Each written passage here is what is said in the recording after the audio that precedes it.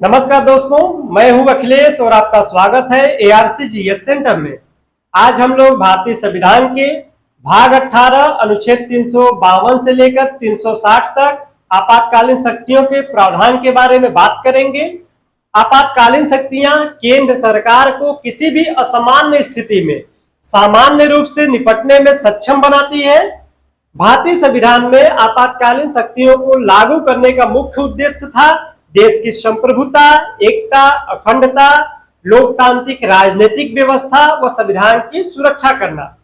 आपातकालीन स्थिति में केंद्र सरकार सर्वशक्तिमान हो जाता है। सभी राज्य सरकार के या केंद्र सरकार के पूर्ण नियंत्रण में आ जाते हैं। चलिए हम देखते हैं अनुच्छेद 352 से लेकर 360 के बीच जो आपातकालीन प्रावधान किए गए हैं, इसमें क्या क्या है। आपातकालीन शक्तियों की अगर संविधान में देखें तो इसमें 3 प्रकार की आपातकालीन शक्तियों की बात की गई है। पहला है राष्ट्रीय आपातकाल अनुच्छेद 352, दूसरा है राष्ट्रपति शासन अनुच्छेद 356 और तीसरा है वित्तीय आपातकाल 360। राष्ट्रीय आपातकाल 352 तब लगता है जब युद्ध, बाहरी आक्रमण या सशक्त विद्रोह जैसा माहौल बना हो, या ऐसा युद्ध, बाहरी आक्रमण या सशक्त विद्रोह देश के किसी हिस्से में या पूरे देश पे हो रहा हो तो राष्ट्रपति राष्ट्रीय आपातकाल की घोषणा कर सकते हैं। याद रखिएगा, युद्ध, बाहरी आक्रमण या सशक्त विद्रोह, राष्ट्रपति को ऐसा प्रतीक होता है, ऐसा लगता है कि ऐसी युद्ध या बाहरी आक्रमण या सशक्त विद्रोह होने की संभावना है, तो आसन्न खतरे के अनुसार राष्ट्रपति राष्ट्रीय आपातकाल युद्ध, बाहरी आक्रमण या सशक्त विद्रोह होने से पहले भी लागू कर सकते हैं, आसन्न खतरा हो तब भी।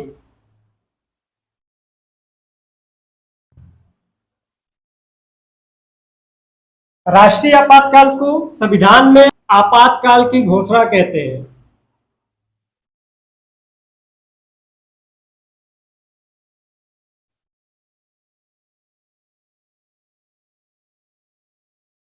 आपातकाल की घोषणा कहते हैं। अगर राष्ट्रपति शासन 356 की हम बात करें तो अगर संवैधानिक तंत्र विफल हो जाए, राज्य सरकार संविधान के अकॉर्डिंग नहीं चलेगी, तो राज्यपाल या स्वयं राष्ट्रपति राज्य में राष्ट्रपति शासन लगा सकते हैं। राष्ट्रपति शासन 2 एंगल से लगता है। इसको जब पढ़ाएंगे तो देखा जाएगा कि अनुच्छेद 356 क्या है, इसके साथ 365 का क्या रोल है, इन दोनों के बारे में भी बात करेंगे।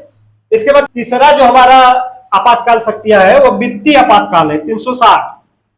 इसमें क्या है कि वित्तीय अस्थायित्व बना हो या साख पे, हमारे जो वित्तीय साख है उस पर खतरा उत्पन्न हो, तो राष्ट्रपति देश के में वित्तीय आपातकाल की घोषणा कर सकते हैं। चलिए हम देखते हैं राष्ट्रीय आपातकाल क्या है, अनुच्छेद 352। चलिए देखते हैं पहला राष्ट्रीय आपातकाल अनुच्छेद 352। इसको लगाने के 3 आधार संविधान में बताए गए हैं। पहला है युद्ध, दूसरा है बाहरी आक्रमण और तीसरा है सशक्त विद्रोह।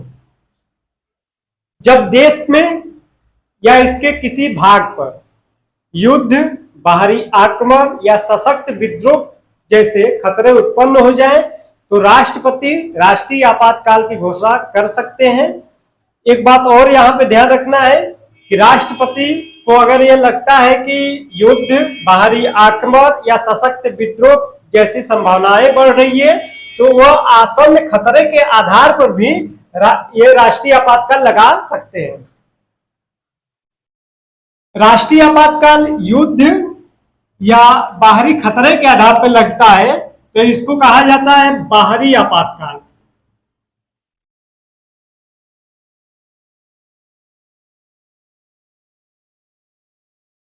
अगर युद्ध और बाहरी आक्रमण के आधार पर आपातकाल घोषित किया जाता है तो इसको कहा जाता है बाहरी आपातकाल। अगर सशक्त विद्रोह के आधार पर आपातकाल घोषित किया जाता है तो इसको कहते हैं आंतरिक आपातकाल।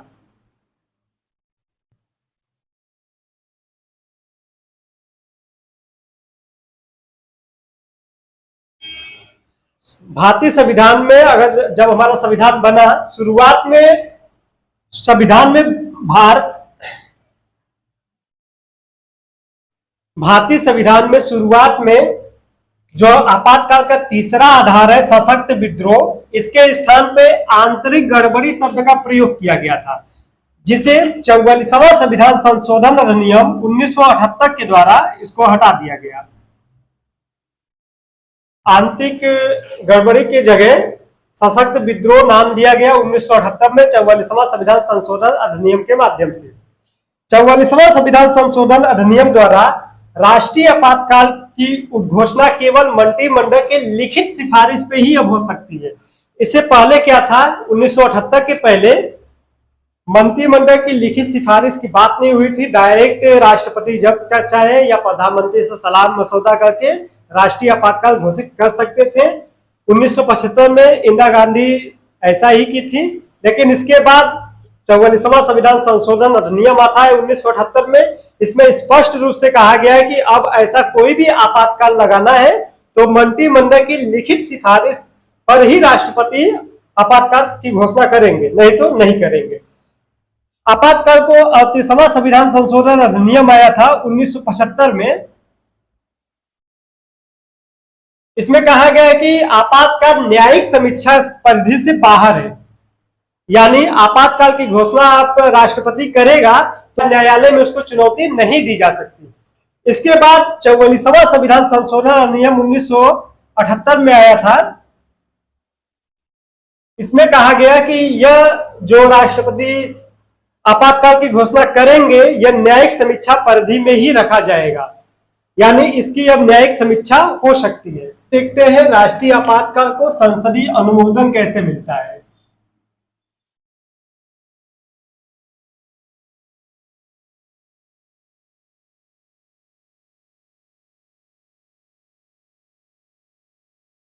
दोनों सदनों को, अगर दोनों सदनों की अगर हम बात करें तो लोकसभा और राज्यसभा,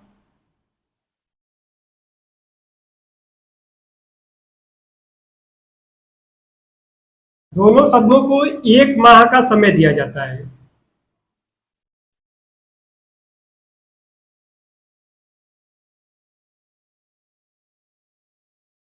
एक माह में इन दोनों सदनों को प्रस्ताव पास करना होता है।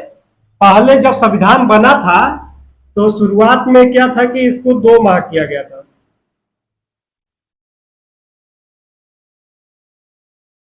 दो माह में अनुमोदन शुरुआत में मिलता था, लेकिन इसको कम कर दिया गया 44वां संविधान संशोधन अधिनियम में 1978 में इसको कम करके 1 महीने का समय दे दिया गया कि 1 महीने में दोनों सदन यानी लोकसभा और राज्यसभा आपातकालीन स्थिति का जो संकल्प आएगा या प्रस्ताव आएगा इसको 1 महीने में ही पास करना होगा। अब 1 महीने में पास करने में क्या नियम अपनाए जाएंगे दोनों सदन में।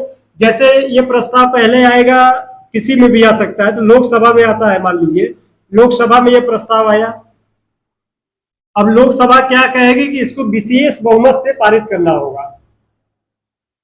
विशेष बहुमत, विशेष बहुमत क्या होता है, तो इसमें होता है कि अगर हम लोकसभा में देखें तो सदन का सभी सदस्यों का बहुमत,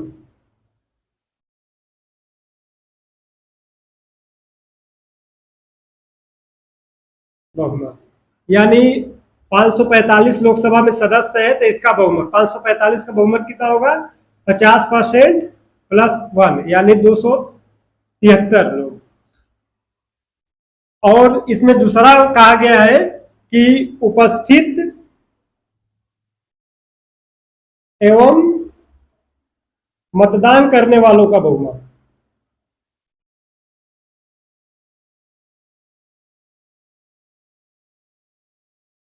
वालों का 2/3 बहुमत, यानी कि मान लीजिए जिस दिन मतदान होगा उस दिन 300 लोग रहे होंगे, 300 लोगों का 2/3 बहुमत, 2/3 बहुमत यानी 200 लोग अगर उपस्थित होंगे तो ये दोनों कंडीशन अगर अप्लाई होगी विशेष बहुमत के लिए। यानी विशेष बहुमत में क्या होता है, सदन में जितने सदस्य होंगे, जैसे लोकसभा में, तो लोकसभा में 545 सदस्य होते हैं तो 545 सदस्यों का बहुमत लिया जाएगा, पहले 273 आएंगे। ये एक कंडीशन हुआ। दूसरा कंडीशन उसमें बताया गया है कि उपस्थित और मतदान करने वाले सदस्यों का 2/3, यानी जिस दिन प्रस्ताव पे साइन होगा यानी बहस होगा उसके बाद वोटिंग होता है, उस दिन कितने लोग लोकसभा में आए हैं, कितने लोग मतदान कर रहे हैं, उन सबों का 2/3। तो मान लीजिए उस दिन 300 लोग आए थे, उसका 2/3 अगर करेंगे तो 200, यानी ये कंडीशन भी होना चाहिए उस दिन के लिए और पूरे लोकसभा के लिए 273 का भी हमें विशेष बहुमत में चाहिए। अगर ये दोनों प्रस्ताव में इन दोनों के हिसाब से प्रस्ताव पास होता है तो लोकसभा से ये बिल पास होकर राज्यसभा में जाएगा। राज्यसभा भी विशेष बहुमत से, विशेष बहुमत यानी तो 250 सदस्य, 250 सदस्यों का बहुमत होगा, साथ ही उपस्थित और मतदान करने वाले सदस्यों का 2/3 बहुमत होगा। तो यहां से भी प्रस्ताव पास होगा। ये प्रस्ताव जब पास होता है तो ये फिर राष्ट्रपति के पास जाता है। राष्ट्रपति इसके आधार पे राष्ट्रीय आपातकाल की घोषणा करते हैं। चलिए देखते हैं राष्ट्रीय आपातकाल की घोषणा करने के बाद क्या होता है। राष्ट्रीय आपातकाल का क्या प्रभाव पड़ता है देश पे, केंद्र राज्य संबंध पर क्या प्रभाव पड़ता है, लोकसभा और राज्य विधानसभा के कार्यकाल पर क्या प्रभाव पड़ता है, या मौलिक अधिकार पर क्या प्रभाव पड़ता है। तो केंद्र राज्य संबंधों पर अगर हम प्रभाव की बात करें तो केंद्र सरकार द्वारा राज्य सरकार को निर्देश देने का अधिकार प्राप्त हो जाता है। राज्य सरकार को कोई भी केंद्र सरकार निर्देश दे सकती है, राज्य सरकार को पूरी निष्ठा से उसके पालन करना होगा। साथ ही राज्य पे पूरी तरह से नियंत्रण केंद्र सरकार का हो जाता है। राज्य सूची के जितने भी विषय हैं उस पे केंद्र सरकार कानून बना सकती है। याद रहे ये कानून जो है आपातकाल खत्म होने के 6 महीने बाद तक भी लागू रहते हैं। लोकसभा और राज्य विधानसभा के कार्यकाल पर क्या प्रभाव पड़ता है इसको देखते हैं।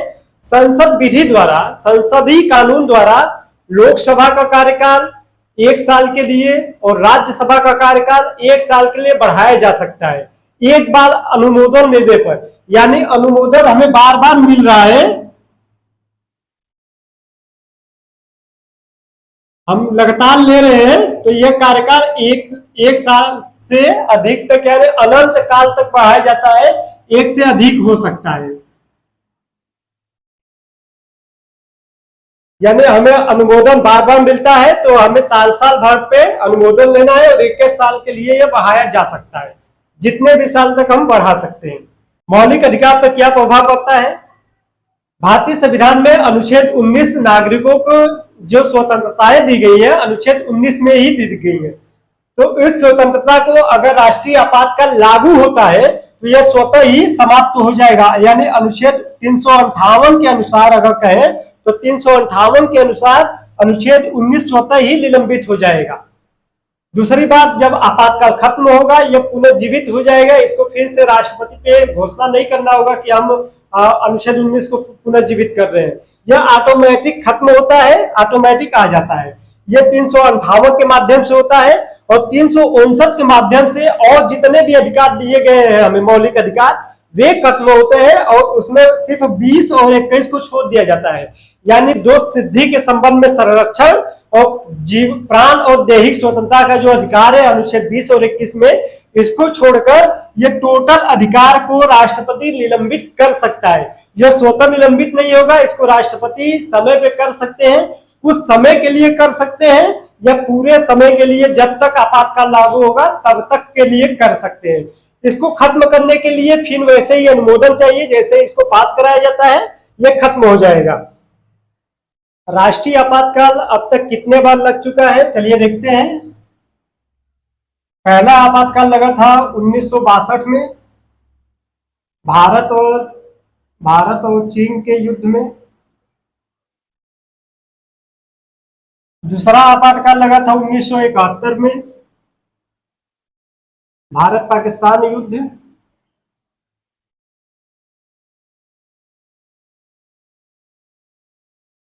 और तीसरा लगा था 1975 में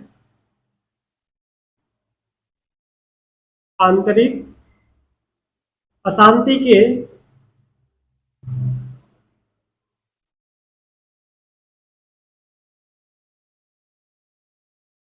आधार पर।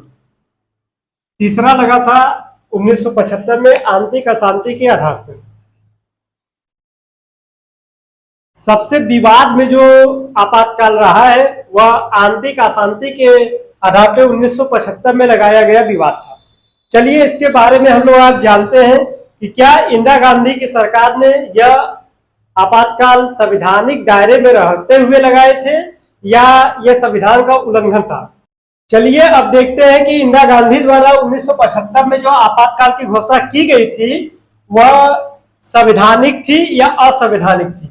तो हम अगर बात करते हैं कि उस समय संविधान में 3 तरह के नियम थे, यानी 3 आधार पर राष्ट्रीय आपातकाल की घोषणा की जा सकती थी: युद्ध, बाहरी आक्रमण या आंतरिक गड़बड़ी के आधार पर। तो आंतरिक गड़बड़ी के आधार पर आपातकाल की घोषणा का प्रावधान संविधान में ही दिया गया है। तो इंदिरा गांधी ने अगर इसके आधार पर आपातकाल लगाया तो गलत क्या है? यह तो संवैधानिक ही है।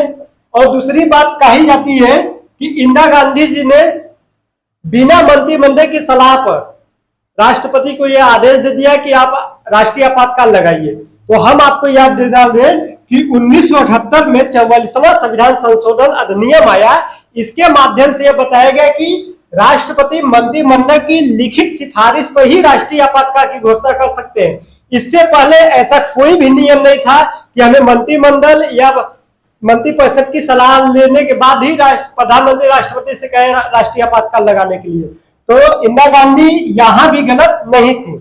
इसलिए ये जो भी फैक्ट है एग्जैक्ट है, इसके ऊपर कोई भी आक्षेप नहीं लगाया जा सकता। आखिर ऐसा क्या कंडीशन बना कि इंदिरा गांधी जैसे नेता देश में आंतरिक अशांति के आधार पर राष्ट्रीय आपातकाल की घोषणा करवाई? क्या वजह थी एक ऐसे नेता की जो पूरे विश्व में नाम हो रहा था और उनका ही देश में विरोध हो रहा है? ऐसा क्या हो गया? हुआ ये कि 1971 में इंदिरा गांधी के खिलाफ राजनारायण चुनाव लड़े थे। इंदिरा गांधी चुनाव जीत गई। राजनारायण को लगा कि वह चुनाव गलत तरीके से जीती है। उन्होंने इलाहाबाद हाई कोर्ट में याचिका दायर कर दी कि यह चुनाव गलत तरीके से इंदिरा गांधी ने जीती है, इसको रद्द कर दिया जाए। 1971 की बात थी। 1974 में इसका फैसला आया। फैसला इंदिरा गांधी के खिलाफ था। फैसला में कहा गया कि इंदिरा गांधी को 6 साल के लिए चुनाव लड़ने से रोक दिया जाए। इसको लेकर पूरे विपक्ष में जितने भी नेता थे, ज्यादा से ज्यादा नेता इनका विरोध करने लगे। पूरे विपक्ष के नेता इनका विरोध करने लगे, कांग्रेस की विरोध करने लगे। जयप्रकाश नारायण ने संपूर्ण क्रांति की घोषणा बिहार से कर दिए और बोले कि इंदिरा को उखाड़ फेंकना है। इस ऐसा भ्रम फैलाया गया देश में, एक ऐसा भ्रम फैलाया गया देश में, पुलिस के जवानों में, सेना में, कि इंदिरा को एक तानाशाह के रूप में दिखाया गया। प्रधानमंत्री पद से हटा देना चाहिए। भाई, प्रधानमंत्री पद से हटाने का जिम्मेदारी संसद का है, पार्लियामेंट का है, उनकी सरकार की जिम्मेदारी है, उनके पास बहुमत है। आपको हमें याद दिला दें कि हमारा संविधान ही कहता है कि अगर कोई व्यक्ति 6 महीने के लिए प्रधानमंत्री बनना चाहे या मुख्यमंत्री बनना चाहे या कोई मंत्री बनना चाहे, 6 महीने के लिए बन सकता है बिना कोई पद पे रहे। यह हमारा संविधान कहता है। तो अगर इंदिरा गांधी ने पद त्याग नहीं की तो क्या गलत किए? 6 महीने के लिए वे प्रधानमंत्री रह सकते हैं, ये हमारा अकॉर्डिंग टू संविधान बात हो रही है। 6 महीने के अंदर वो राज्यसभा में या लोकसभा में अगर चुनाव लड़ने के लिए बैन कर दिया है तो जाहिर सी बात है वे राज्यसभा से सांसद हो जाती, फिर वो प्रधानमंत्री बनी रहती। प्रधानमंत्री पद से हटने के लिए कोर्ट ने नहीं बोला था, कोर्ट ने उनको चुनाव न लड़ने के लिए 6 साल के लिए बैन किया था, तो वो प्रधानमंत्री बने रहे। इसको लेकर तुम लोग पूरे देश में आगजनी जैसा माहौल बना दिए। तो इंदिरा गांधी ने जो किया बहुत ही अच्छा किया। सभी लोगों को जेल में डाला गया जितने विपक्ष में थे, बहुत अच्छा किया। उनके ऊपर और कड़ी कार्रवाई करनी चाहिए थी। तुम ऐसे नेता को विरोध कर रहे हो जिसने अभी हाल ही में पाकिस्तान के 2 टुकड़े कर आई थी। अमेरिका जैसे देश को उन्होंने घुटनों पर ला दिया था। 1971 की लड़ाई में अमेरिका पाकिस्तान का पूरा सहयोग कर रहा था और इंदिरा गांधी को लिखित रूप से भेजा था कि आप युद्ध रोक दीजिए, नहीं तो अपनी हम 7वीं बेड़ा का प्रयोग आपके खिलाफ करेंगे। इंदिरा गांधी ने जवाब दिया था, आप 7वीं नहीं 27वीं बेड़ा लेकर आइए, हम और हमारी सेना आपका स्वागत करते हैं। ऐसे नेता के ऊपर जिसकी पूरे विश्व में उसमें नाम गूंज रहा था, उसको तुम इतनी नीच हरकत की वजह से हटाना चाह रहे हो, और ऐसे स्वाभिमानी नेता तुम्हारे इस बहकावे में आ जाएंगे और अपना पद त्याग कर देंगे। जिसके ऊपर क्षमता रहता है ना, वो जीत के दिखाता है। और इंदिरा गांधी ने कोई गलत नहीं किया था। संविधान के अकॉर्डिंग उन्हें जो अपने पद को पे बचाने रहने के लिए, अपनी सुरक्षा के लिए करना था, उन्होंने किया।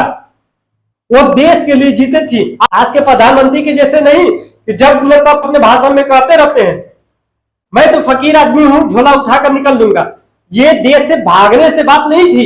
इंदिरा गांधी इसी देश में पैदा हुई, इसी देश में बनी। पंजाब में उसको जाने से मना कर दिया गया था कि आप सिख लोग आपसे नाराज है, आप वहां मत जाइए। उन्होंने कहा कि गलती अगर मुझसे हुई है तो वो हमारे भाई है, हमारे देश के नागरिक है, हम वहां जाएंगे, वो हमें जो सजा देंगे हम दे लेंगे। उनसे बोला गया आपकी सुरक्षा में जो सिख लगे हैं उनको कहिए तो हटा दिया जाए। उन्होंने कहा नहीं, ऐसा कुछ करने के लिए करने से उन्होंने स्पष्ट मना कर दिया। उन्होंने कहा जो होगा देखा जाएगा। आज के प्रधानमंत्री जैसा नहीं है कि आगे एक चिड़िया में आ जाए तो पूरा काफिला रोक देंगे कि प्रधानमंत्री की सुरक्षा में चूक हो गया है। ऐसे प्रधानमंत्री हमें नहीं चाहिए। हमें इंदिरा जैसे प्रधानमंत्री चाहिए जो एक मजबूत नेता के साथ देश का विकास कर सके। हमें किसी बाहरी, हम संप्रभु देश में रहते हैं, हमारे ऊपर किसी बाहरी देश का आज तक नियंत्रण नहीं है। आज एक फोन आता है और बोलता है वहां का राष्ट्रपति कि आप युद्ध रोक दो, और हमारे प्रधानमंत्री युद्ध रोक देते हैं। ये कायरता कहलाती है और कुछ नहीं है। तुम्हारे देश पे कोई दूसरा देश का राष्ट्रपति कैसे और ट्वीट के माध्यम से कर दिया और तुम युद्ध रोक दिए, जबकि उसके खिलाफ तुम्हारे साथ 2/3 देश अभी भी खड़ा थे। किस बेस पे ऐसे युद्ध को रोक दिए? तो इसलिए हमें गर्व है अपने पूर्व प्रधानमंत्री इंदिरा गांधी जी पे, और ऐसे नेता बहुत ही कम मिलते हैं। इनका हमेशा सम्मान करना चाहिए। जय हिंद, जय भारत। मिलते हैं अगले वीडियो में। Thank you.